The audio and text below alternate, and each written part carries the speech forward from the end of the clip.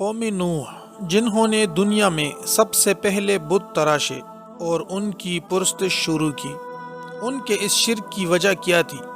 اور وہ 5 بڑے بڑے بت کون سے تھے جو بعد میں دنیا کے ہر علاقوں میں پوجے جانے لگے؟ اور قیامت سے پہلے ایسا کیا ہو جائے گا جس سے وہ بت دوبارہ منظر عام پر آ جائیں گے؟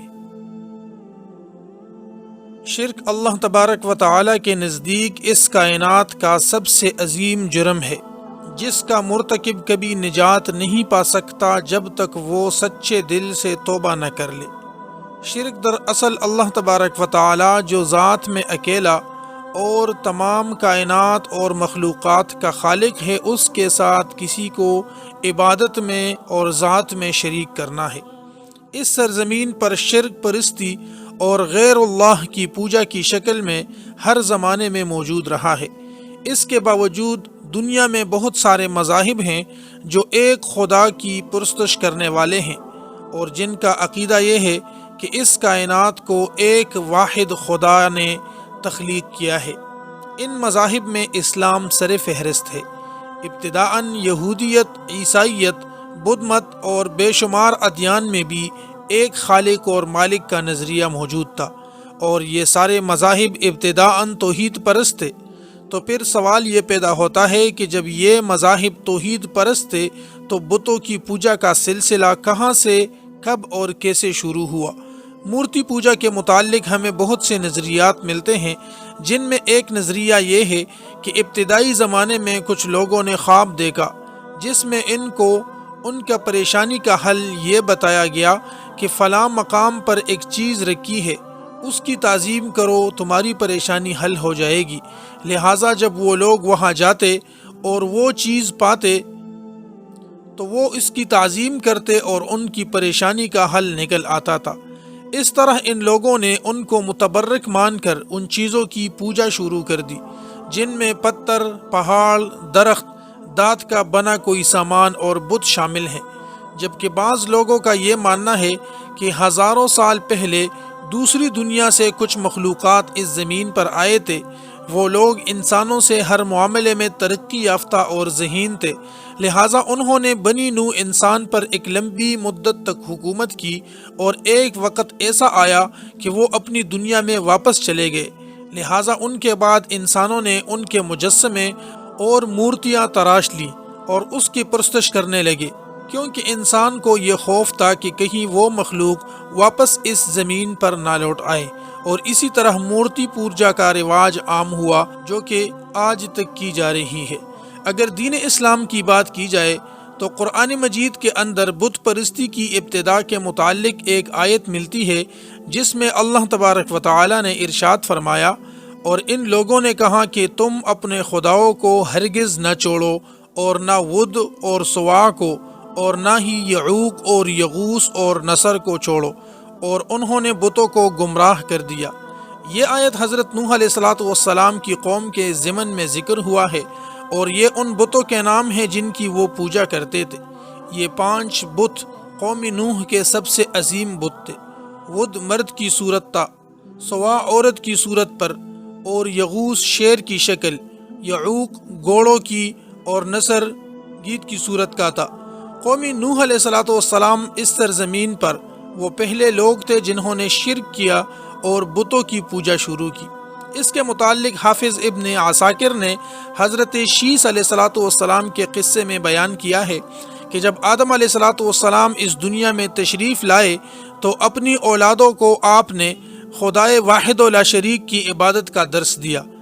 اسلام کے زمانے میں تمام لوگ توحید پرست تھے، اور یہ سلسلہ حضرت ادریس علیہ السلام کے زمانے تک یوں ہی جاری رہا۔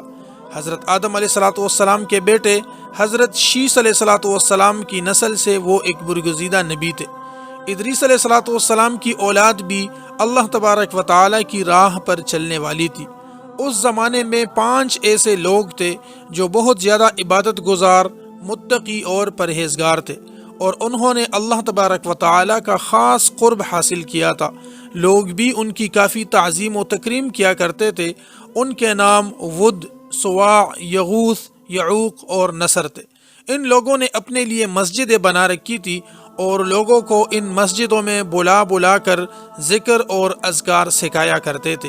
ہر شخص ان کے پاس آ کر بیٹھتا اور انہیں پسند کرتا تھا۔ ان کی صحبت کی وجہ سے لوگ بہت زیادہ دیندار ہو گئے تھے۔ لیکن جب ان 5 بزرگوں کا انتقال ہوا تو لوگ بہت غمگین ہو گئے۔ ان سے محبت رکھنے والے لوگ ان کی وفات پر بہت افسردہ ہوئے، یہاں تک کہ ان کے دلوں میں عبادت کا جو شعلہ بڑکا تھا وہ بھی آہستہ آہستہ ٹھنڈا ہونے لگا، اور وہ آپس میں کہنے لگے کہ اب ہمیں عبادت میں لذت کیسے ملے گی؟ اب ہمیں اللہ سے قریب کون کرے گا؟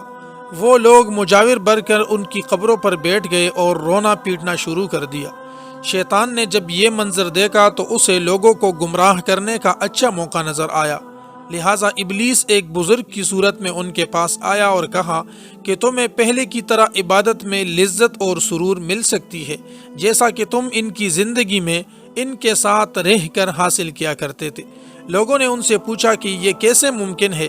شیطان نے ان سے کہا کہ تم ان 5 بزرگوں کی شکلوں کو پتھروں پر تراشو اور اس پر ان کا لباس پہنا دو اور ان مجسموں کو مسجدوں میں رکھ دو، اس طرح وہ تمہیں نظر آئیں گے اور تم ان کو بھولو گے نہیں، اور جب ان کے بت سامنے رہیں گے تو عبادت کے وقت تمہیں ایسا محسوس ہوگا کہ وہ تمہارے ساتھ موجود ہے۔ اس بزرگ یعنی شیطان کی یہ تجویز لوگوں کو کافی پسند آئی۔ ان لوگوں نے شیطان کے مشورے پر عمل کیا اور 5 بزرگوں کی مورتیاں تراش کر انہیں عبادت گاہوں میں رکھ دیا۔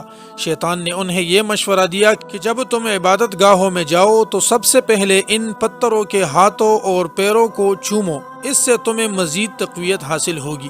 لہٰذا کچھ عرصے کے بعد ان کے آنے والی نسلوں نے ان کو چھونے کے ساتھ ساتھ ان کے آگے سجدہ کرنے لگے، اور آہستہ آہستہ وہ لوگ اللہ کی وحدانیت کو فراموش کر بیٹھے، اور انہوں نے خود ہی یہ محسوس کیا کہ ہمارے والدین بھی اسی طرح کرتے تھے، اور شیطان نے انہیں یہ کہہ کر گمراہ کر دیا کہ تمہارے باپ دادا شروع سے ہی ان بتوں کی پوجا کیا کرتے تھے اور یہی تمہاری حقیقی خالق اور مالک ہیں۔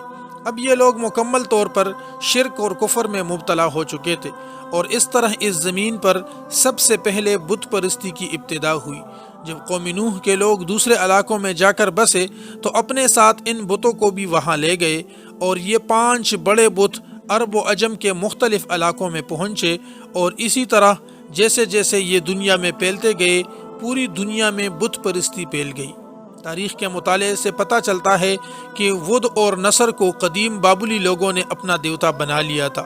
ود کے مجسمے بابل میں بیل کے نام سے پوجے جاتے تھے، جبکہ یمن میں نصر کی پوجا کی جاتی تھی، اور وہاں نصر کا عظیم مندر موجود تھا، جبکہ بعد کے زمانے میں یہ بت عرب میں بھی پوجے جانے لگے، اور قریش کے بڑے بڑے قبیلوں نے یغوث اور سوا کے بت بنا لیے۔ وہ ان کے آگے سجدہ کرتے، حاجت روائی کرتے اور ان سے مدد طلب کیا کرتے۔ آج شرک اور بت پرستی کی یہ گمراہی مسلمانوں کے اندر بزرگ پرستی اور قبر پرستی کی شکل میں داخل ہو چکی ہے، اور ناقص العقل مسلمانوں نے آج قوم نوح کی طرح نیک بزرگوں کی قبروں کو سجدہ گاہ بنا رکھا ہے۔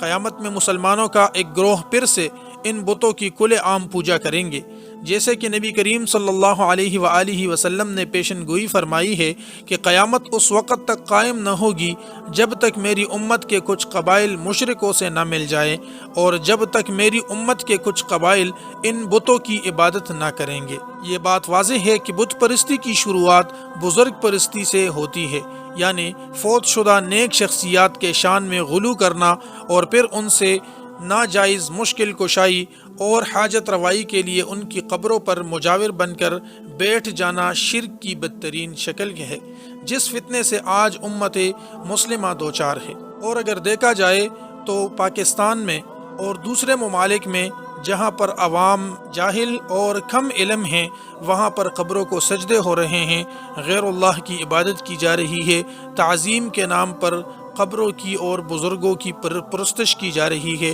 اللہ تبارک و تعالی ہمیں اس طرح کے حالات سے بچائے۔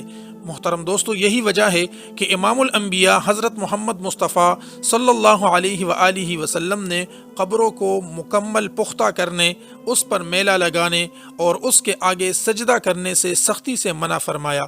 بلا شبہ شرک اور بت پرستی اور قبر پرستی تباہی اور گمراہی کا راستہ ہے، اور کامیابی صرف اور صرف اس لا شریک معبود کی عبادت اور پرستش میں ہے جو نوح علیہ الصلوۃ والسلام، ابراہیم علیہ السلام، موسیٰ علیہ الصلوۃ والسلام، حضرت محمد مصطفیٰ صلی اللہ علیہ وسلم اور تمام بزرگوں اور اولیاء کا خدا ہے۔ اللہ تبارک و تعالی ہم سب کو توحید پر قائم اور دائم رکھے، آمین یا رب العالمین۔